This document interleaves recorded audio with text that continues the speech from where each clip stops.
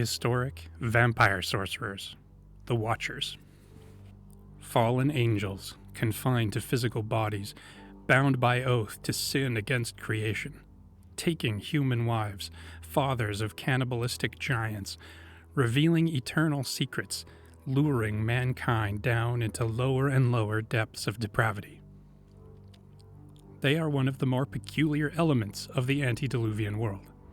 The Bible just barely hints at them, so I'll be referring mostly to a secondary source, the Book of Enoch, written during the silent era when the prophets weren't hearing from God.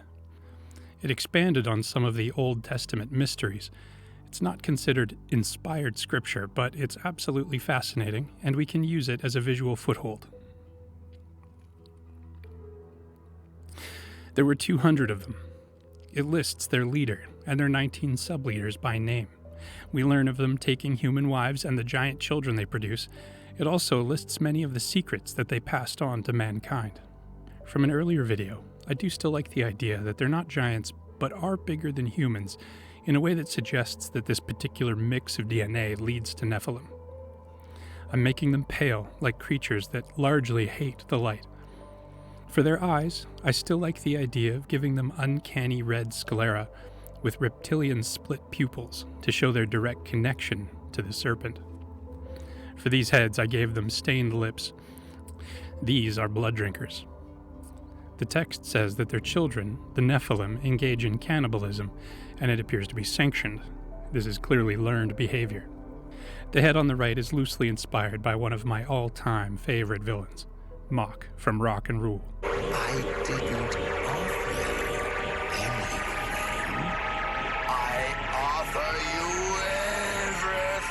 everything. This version has, let's say, tattooed his face with blasphemies, a way to show that he's fully committed to sin. For their costumes, I want to begin to hint at high complexity. The Watchers are going to be sharing knowledge with humans, so I want their clothing to reflect a very high level of sophistication, even at the material level. We have an amazing character design opportunity with the Watchers. The Book of Enoch tells us about many individuals with some strong visual themes we can use as a launchpad, starting with Semjaza, the leader of the Watchers. He was the first to suggest taking human women as wives, a grave violation of God's created order. However, Semjaza was too afraid to sin alone and made the others swear an oath to sin together. I decided to start out full-blown evil. As the leader, he gets a crown, but to go a little bit further, I made it from implanted spikes. Over his shoulders, he wears a dark mantle with a twisted draconic crest on the sternum. On the back, he wears tattered and shabby wings. In the Bible, not every type of angel has wings, but a fallen angel would be able to reference the throne guardians, the winged seraphim, as a way to display authority. While Semjaza is the leader of the Watchers, he has dermal piercings running all along his arms as a tribute to his master, the serpent. The secondary text says that Semjaza taught humanity about enchantment and root cutting, which looks to be a form of divination similar to consulting the bones. He calls for the bones. Oh, she's an oracle. Many of the eternal secrets that the Watchers teach humans fall into the realm of magic or sorcery. So while each may have a strong theme, I also want them to look like some flavor of sorcerer.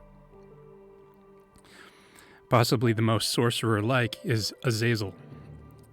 Quick note, the head I drew earlier felt like a great fit for this character, so I salvaged it. In the list of the secrets that the Watchers taught, the list attributed to Azazel is the longest. He taught smithing, how to make swords, spears, armor. He also taught how to make jewelry, cosmetics, dyes. That list could sound pretty reasonable, almost like the list of Aholiab's skills in the Book of Exodus. He directed the entire tabernacle project, including the Ark of the Covenant. However, later on in the story, Azazel faces the most severe and immediate punishment. He is bound by angels, cast into a gloomy dungeon at the bottom of an opening in the desert to await the day of judgment, when he will be cast into the lake of fire. And yes, that does imply that he is still currently there. So he's not just teaching some weekend metallurgy and makeup classes. It's far more likely that he's giving humans secret knowledge to make them more effective at slaughtering each other and seducing each other into further depravity. I wanted him to look like a mix between a teacher and a sorcerer. Luxurious robes over splendid armor and jewelry. In one hand he holds his smithing hammer like a royal scepter. In the other he holds a polished stone sphere engraved with secrets. A fun and more peculiar alternative to scrolls, like it's written in a subverted version of a non-linear, heavenly language. Kokabel taught humanity about constellations. One thing that's very fascinating about constellations is that all across the world, and throughout human history, we keep finding similar constellations repeated.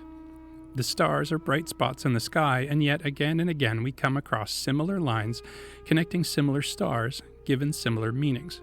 For example, at Göbekli Tepe, an ancient site found in Turkey, there appears to be carvings of Sirius, Cygnus, and others. Like the rest of the Watchers, Kokabel led humanity away from worshipping the Creator and down into worshipping an impressive part of creation. In doing so, perhaps he didn't design the first constellations, but rather revealed pre-existing connecting threads that humans can't see with their eyes. And while the stars are undeniably beautiful, you can see by Kokabel's blood-stained hands that the worship of them leads nowhere good.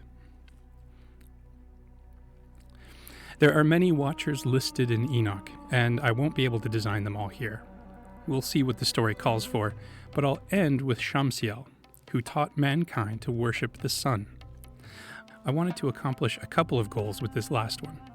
First, I wanted to include one of their children, so here he is with one of his many Nephilim daughters. Second, I wanted to begin to explore antediluvian technology. Sun worship is very common and came in many forms throughout history. For Shamsiel, I gave him the first version of the sun between the horns imagery, except in this case, the sun disk is floating by being suspended in a sheet of glass. I'm using this strong glass material all over, from his mock seraphim wings to his giant daughter's jewelry and even her weapon. The Watchers gave mankind secret knowledge that propelled them into sin but also kick-started civilization. Much like Melkor in Tolkien's Silmarillion, they tried to sing a discordant tune, but it ultimately worked to make the Creator's song even better. This secret knowledge will be the perfect excuse to introduce technologies that we rarely attribute to the antediluvian period. So instead of dirty people using flint tools, wearing animal skins, and roughly woven fabrics, I'm going to explore the potential impact of a range of Watcher technologies multiplied by centuries of experience. So in the next video, I plan to start with glass, so I hope you'll join me then. Thanks for watching. If you like what you see enough to give this project a boost, press a few of the algorithm buttons below, or tell me which of these Watchers is your favorite and why. I also have to thank my incredible early patrons over on Patreon. Your support keeps me pressing forward. A particular shout out to my Dragon Tier patrons who get to vote on aspects of this project and get their names in the videos. The link to the Patreon is in the description if you'd like to join in. You can also pick up a copy of my previous book, Tellurian. It's a visual story for old-fashioned audiences that like selfless heroism, swashbuckling, rescued princesses, moon priests, prison breaks, lost civilizations. You get the idea. And hey, I'll let you in on a little secret. You can actually read the whole thing for free on my website. Oh, also I made an art book. You can buy that too. Bye.